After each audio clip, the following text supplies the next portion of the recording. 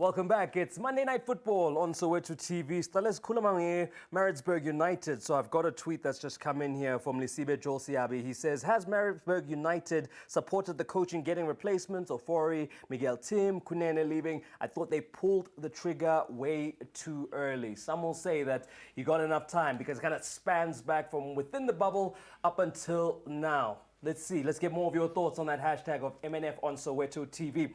We're now discussing what is a early Christmas miracle in terms of Kaiser Chiefs finally getting a goal from open play. We saw, Castro it was strange. I was watching that game. It looked like there was a crisis of confidence as far as the players were concerned up until that goal came along, because it looked like it was just going to be another crestfallen performance from Kaiser Chiefs, thinking that the world is against them. They're not getting the chances to get into a game.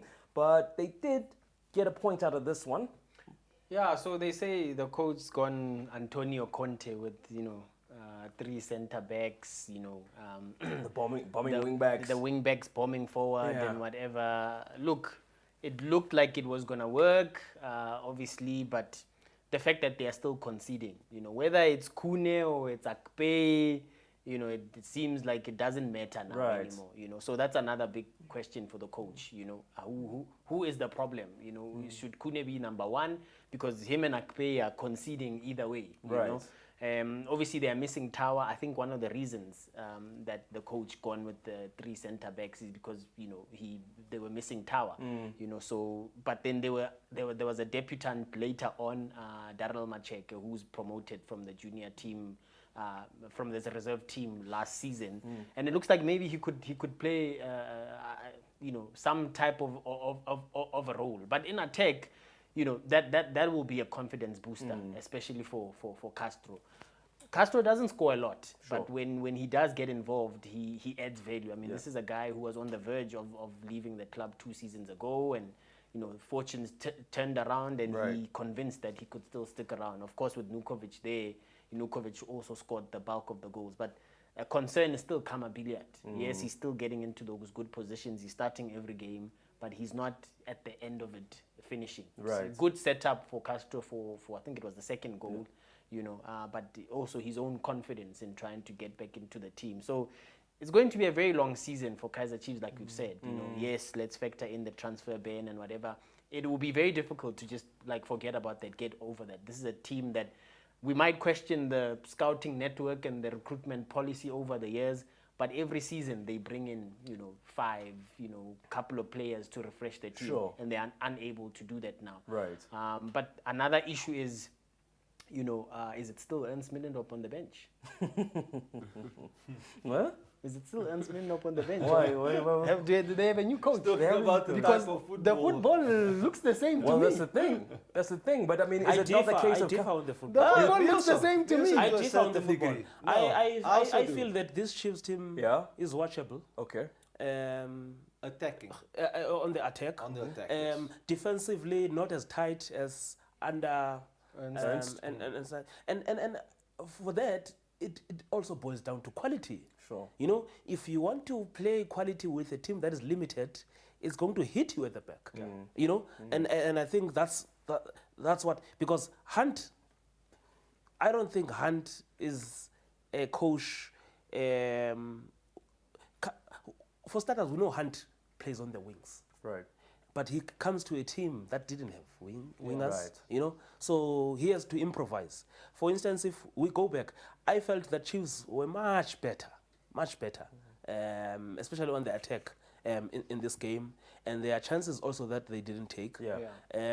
But at some stage, it was frustrating for them because I felt in the first 30 minutes, they were very poor in passing, in passing ball, and the ball circulation also. I don't think they were very effective, and they were doing it some intensity in how they were moving the ball. But overall, I felt it was a better game than some of the games. I watched their game against the TS Galaxy and also Alonda Pirates. a different team altogether, you know. So I felt they were better in this game, but defensively it's still going to be a problem with the limitations that they have. Right. But let's see, because this Swallows team, I watched them against TS Galaxy. That game was very good, Yes. very easy on the eye. Yes, tight. And especially when you consider that this TS Galaxy team, Van der Linde, the goalkeeper there, has produced 3 clean sheets now. And they've considered only 1 goal in 4 matches. Right. You know?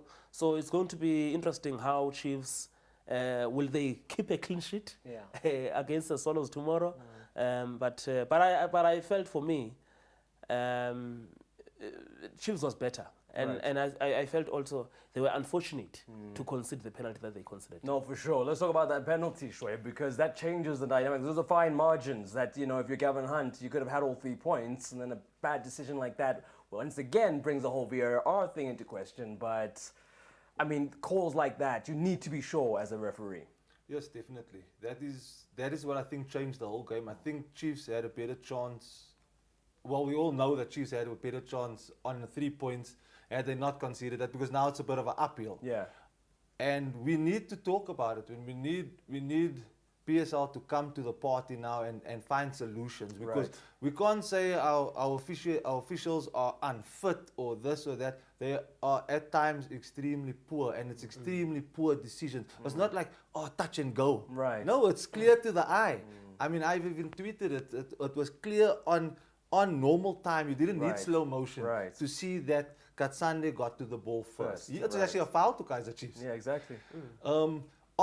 With regards to the football, I think Gavin has reached the stage now, this is my personal opinion, where he's taking it pound for pound now. I'm going to attack and you're going to attack. If I score, I score. If you score, you score. Because that's how, if you look, when we all say they weren't really good defensively. They weren't tight defensively, because he's saying now, I'm going to go for the attack. And if I don't score and you score on outside, because that's what the game was going. I mean, Golden Arrows had the first clear-cut chance. Sure. And he's saying now, you know, this is the way we're going to play. Instead of being the normal Wits tight at the back with my back 4, you know, and then try and play the long ball and second ball. No, we're going to play now more attacking. But if we concede, we have to take that risk. Okay, well, there you have it, Amakosi fans, as far as reflecting on that. Maybe it is a building block of more to come, but we've said it is a stern test that awaits them in the Dubai Birds. Let's move on to another game that saw Orlando Pirates getting all 3 points against their bogey side in Super Sport United. And I guess the machine and the momentum is rolling on when it comes to, you know, Orlando Pirates. We kind of put them under pressure last week in saying, like, these performances mean that you're going to have to deliver something at the end of the season. But 3 points against a good Super Sport United and coming back into the game to take all 3 points, Mazon. Yeah, look, I think they capitalized on blunders, you know, and I think Ronwen, usually very solid. I think we're having issues with goalkeepers lately. It was not a great weekend for them, no. It was not a great weekend at all. Usually very solid, Ronwen, that is. But I think the miscommunication also with the defense. I mean, Maela's little toe poke changed the situation completely. Yeah, maybe you blame Luke to say he's still young, didn't quite read the situation well, calls the keeper out, the keeper comes, and then Maela is clever enough to dink it through for Tsegofatso to slot home. But look, I don't. And people were, you know, having obviously different opinions about this. Were Pirates really that good, or you know, they punish SuperSport from their blunders? I think it was a combination. You know, and you'll take it because it's confidence builder, right? Exactly. And you're beating a team it's a solid team. They've peer, got good players. Exactly. Yes, they've lost, you know, 1 or 2 players here, especially Dean in the heart of midfield, that the spine of that team, you know, but they still have good players. They've got Evans Rusuike back. Bradley Grobler was playing after missing international matches with Bafana. And I think this is huge for Zimbabwe. You know, again, the pressure is also on him to deliver. I mean, you know, 6 years without the trophy, and even longer. I think, you know, 8 now without winning the championship, and this is it. They've made top recruitments. I mean, Ofori, Tyson, Jukamanja, Monare, you name them. Yeah. It's a super team. We've been speaking about it over the weeks. So for him not to deliver, you know, if you get halfway through the season and there's no sign that Pirates could, You know, in fact, should start with the MTN 8. I think Right. that's the mandate. Let's Yeah. get the monkey off our back and Sure. get that MTN 8 trophy. I know, Velilu, you were speaking to Pirates players last week. And obviously now Mango on the mend. It's a scary prospect to think that they've been able to get points on the board without all their players. Mundela is also in the mix, so they're getting stronger and stronger, essentially. And we have to talk about, okay, it's the two friends, because Lepasa and Mabasa are friends, Right. big friends. Yeah. But you have to talk about how Mabasa, in fact, Lepasa got that penalty, Yeah. you know, forcing his way in He's the a middle of battler, isn't he? Yeah. two defenders, you know.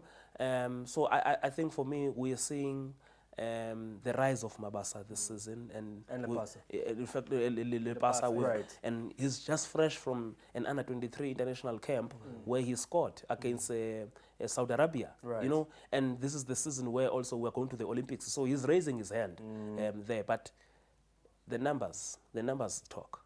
25 matches, 17, I think 15 wins, 7 draws, and 3 losses. That's Zimbabwe's record. Oh, I thought it was the former coach. No. Those numbers. Right. I think they're averaging 2.08 on points. Those are good numbers. Yes. So that's something.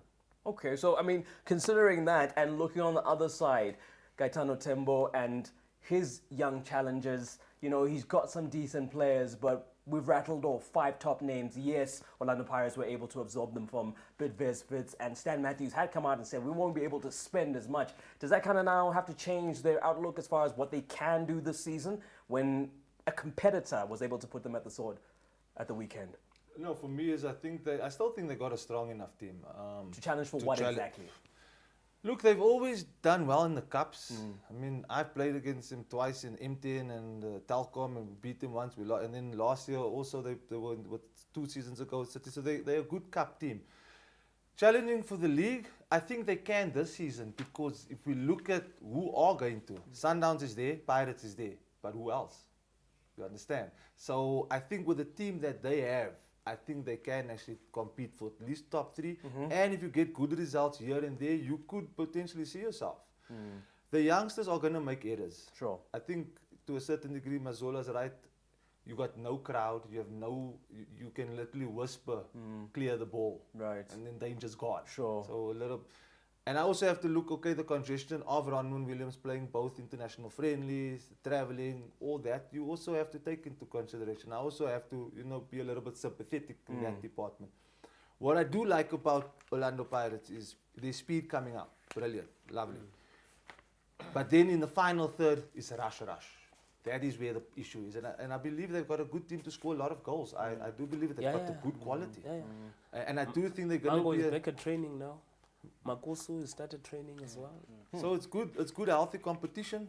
I'm excited to see Orlando Pirates this season. When it comes to Super Sport, I think they can still be with some good results. Okay.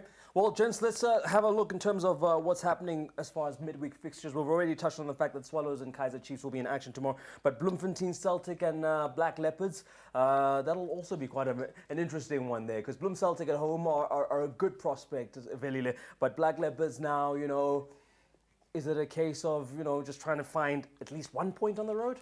Look, there's new motivation now. And they also have the momentum that they have to carry from this past week.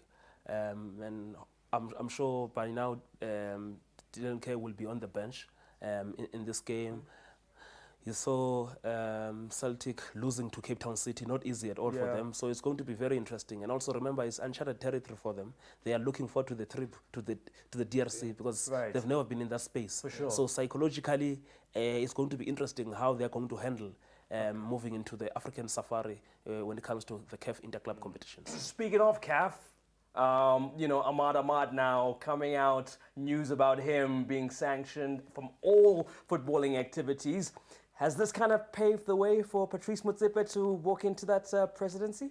Yeah, you'd think so, but I think obviously the CAF president is going to try appeal and fight it. Can he appeal? Whether that gets, how far that gets him is another story. But as we've seen with FIFA cases and appeals, you don't get far. Right. You don't get far with appeals. Who showed us that? Once the ethics committee has made a decision, good luck getting Yeah. that overturned. For you sure. know? So you probably have a situation now where maybe either another name will, because I think the announcement will be much later as to who are the 5 candidates. Yeah, no, the 5 candidates are already out there. Yes. But with football, it is never as it seems. It's never as Because it's... I can, because I can tell you right now that the first vice president, Yeah. Constant Omar, who is now the acting president, Fawzi Lekja, Yeah. they could also be facing some music, Okay. leading to the SAFA president. To Let's the see what happens. Next acting president. It's going to get interesting. And we'll probably turn this one around as far as getting more reaction to the whole Ahmad Ahmad thing. Maybe we'll pop something onto our social media regarding. But for myself and the team, guys, we've run out of time. Thank you so much to you and to you. We'll catch you next week.